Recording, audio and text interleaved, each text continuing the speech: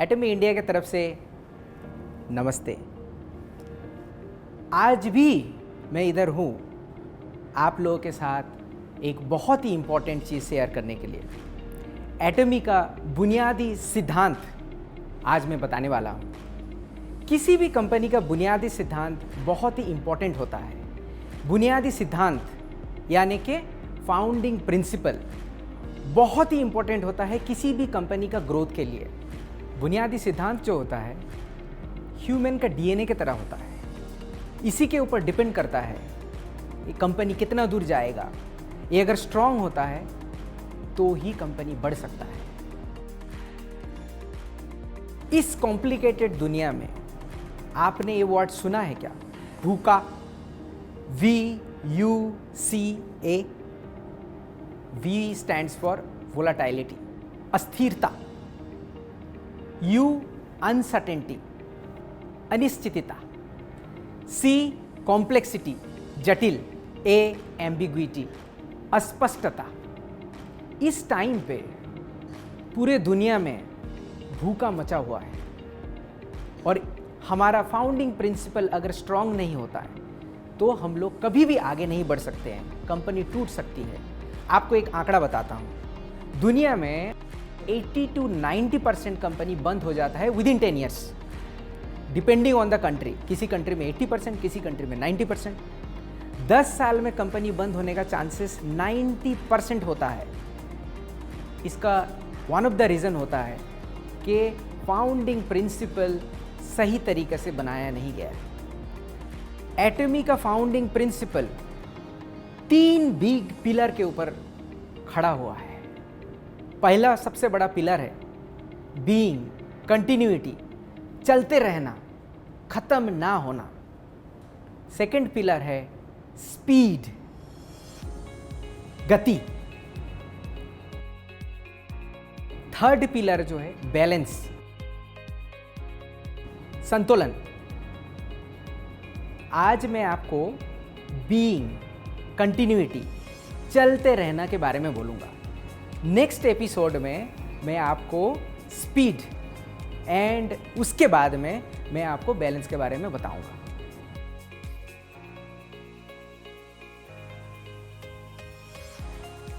Let's talk about being. Being के बारे में बोलते हैं। क्यों कॉन्टिन्यूटी हमारे लिए इंपॉर्टेंट है? क्यों चलते रहना इंपॉर्टेंट है? कंपनी एक बार स्टॉप हो जाए तो हम सभी अफेक्टेड होते हैं। हमारे एम्प्लॉयज़ अफेक्टेड होते हैं, हमारे मेंबर्स अफेक्टेड होते हैं, हमारे सप्लायर्स अफेक्टेड होते हैं, इवन हमारे ऊपर जो डिपेंडेंट है, मतलब एम्प्लॉई के ऊपर जो डिपेंडेंट फैमिली है, वो भी अफेक्टेड होते हैं। सो इतने सारे अफेक्टेड होने के वजह से हम लोगों को कंपनी किसी भी हालत में बंद नहीं करना है। जैसे कि आपको मैंने आंकड़ा दिया था 80 to 90% कंपनी बंद हो जाता है।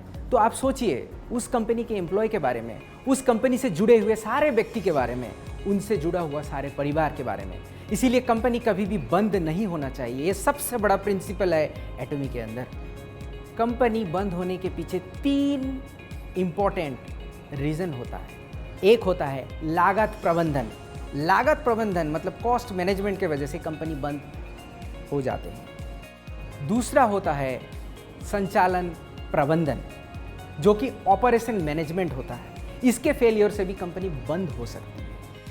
तीसरा होता है मानव संसाधन प्रबंधन, HR मैनेजमेंट। ये भी सही तरीके से नहीं होने से कोई भी कंपनी बंद हो सकता है।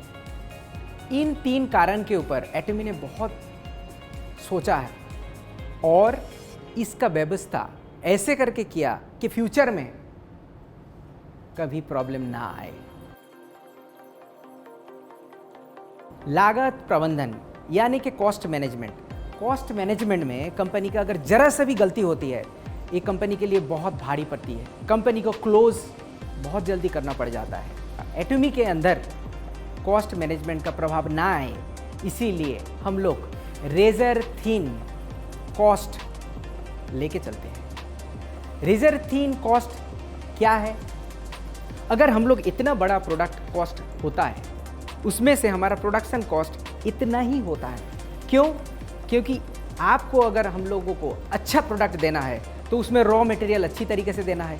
अब अगर हमारा प्रोडक्शन कॉस्ट ज़्यादा बढ़ गया तो आपको हम लोग कैसे प्राइस में दे सकते हैं? एब्सोल्यूट क्वालिटी, एब्सोल्यूट प्राइस हमारा कहाँ पे रहेगा?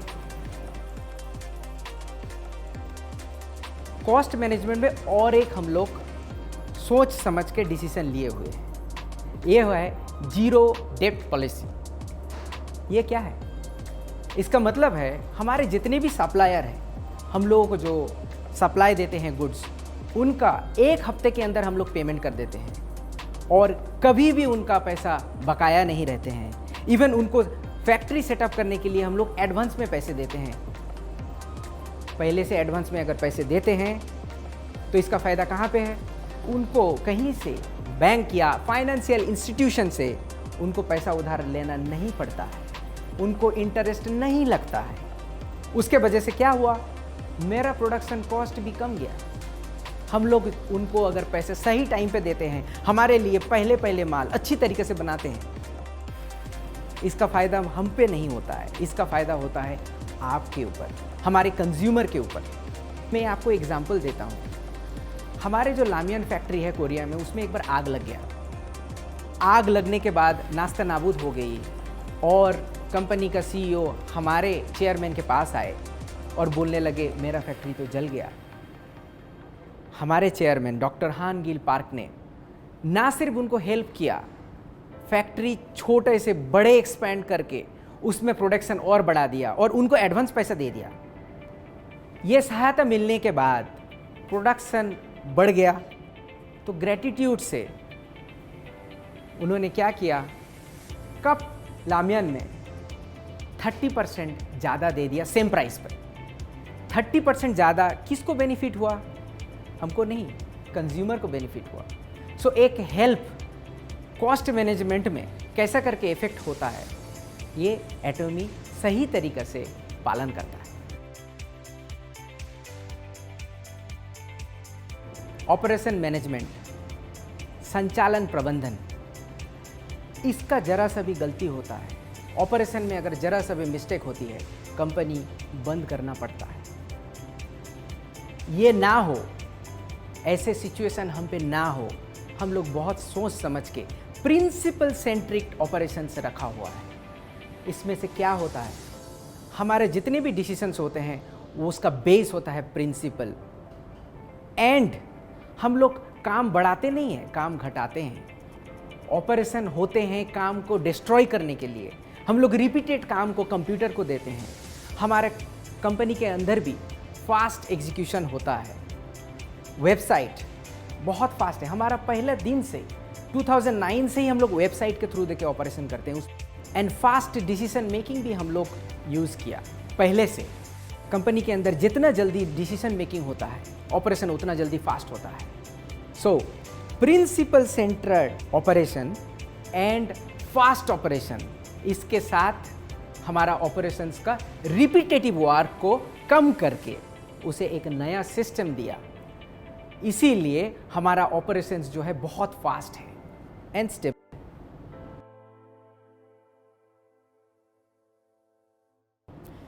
मानव संसाधन प्रबंधन यानी कि HR मैनेजमेंट। कंपनी का हर काम जो है कंपनी एक बंदा नहीं कर सकता है। कंपनी का हर एम्प्लॉय मिल के प्रोजेक्ट बनता है। कंपनी का हर बंदे का कंट्रीब्यूशन से कंपनी चलता है। इसको अगर सही तरीके से हम लोग संतुलन या फिर सही तरीके से इसका संचालन नहीं करते हैं तो कंपनी कभी भी आगे नहीं बढ़ सकता है। और कंपनी के अंदर हर एम्प्लॉई का कंट्रीब्यूशंस बहुत ही बड़ा माना जाता हुआ है। हमारे कंपनी के अंदर हर एक एम्प्लॉई का कंट्रीब्यूशन सही तरीके से होता है एंड उनको वो डिसीजन मेकिंग पावर दिया जाता है। ये डिसीजन पावर जो है उनका creativity and multiple different experience के तरीके से गैदर किया होता है। आपको एक एग्जांपल देता हूँ। मुझे एक कैमरा खरीदना है। अगर मैंने बांध दिया नहीं तुम इतने पैसे में ही खरीदो, तो वो बेस्ट कैमरा खरीद नहीं पाएगा। उसके लिए वो उसका फ्री विल रहता है कि नहीं मुझे ये कैमरा अपने कंपनी के लिए चाहिए। वो डिसीजन खुद लेता है और वो डिसीजन हम लोग फॉलो करते हैं। सिर्फ ये नहीं, हमारे एम्प्लॉई जो हमारे कंपनी में हैं वो एक प्रोजेक्ट नहीं करते हैं, मल्टीपल प्रोजेक्ट में उनको इन्वॉल्व किया जाता है। कोई न्यू कमर हमारे कंपनी में जब आते हैं, उनको हम लोग बड़ा काम दे देते हैं, जैसे कि उनका एक्सपीरियंस बढ़े। इस वजह से हमारा कंपनी का क्या फ़ायदा होता है, उनका डिसीजन पावर बढ़ता है। फाइनली कंपनी का ग्रोथ एम्प्लॉय के ऊपर ही डिपेंड करता है। इसी वजह से एटमी ने सही तरीका से एम्प्लॉय के साथ कोलैबोरेशन करके कंपनी को आगे बढ़ाया। सो बीइंग कंटिन्यूटी, यानी कि चलते रहना हमारा धर्म होता है। ये एटमी का वन ऑफ द पिलर है। ये हमारा फाउंडिंग प्रिंसिपल का सबसे बेहतरीन और सबसे पहला पिलर है। हमारा कंपनी चलते रहना चाहिए, क्योंकि हम लोग चलते रहेंगे तभी 100 साल तक हमारा कंपनी जारी रहेगा। और सिर्फ आपका जनरेशन नहीं, आपके बच्चे और उनके भी बच्चे 100 साल तक हमारे कंपनी के साथ जुड़े रहते हैं। ये फाउंडिंग प्रिंसिपल के अंदर 3 डिफरेंट मैनेजमेंट के थ्रू देके हमारा कंटिन्यूटी जारी रखते हैं। अगली बार मैं फिर से आऊँगा और स्पीड फाउंडिंग प्रिंसिपल के बारे में आपको डिटेल्स में बताऊंगा। तब तक के लिए नमस्ते, जय हिंद।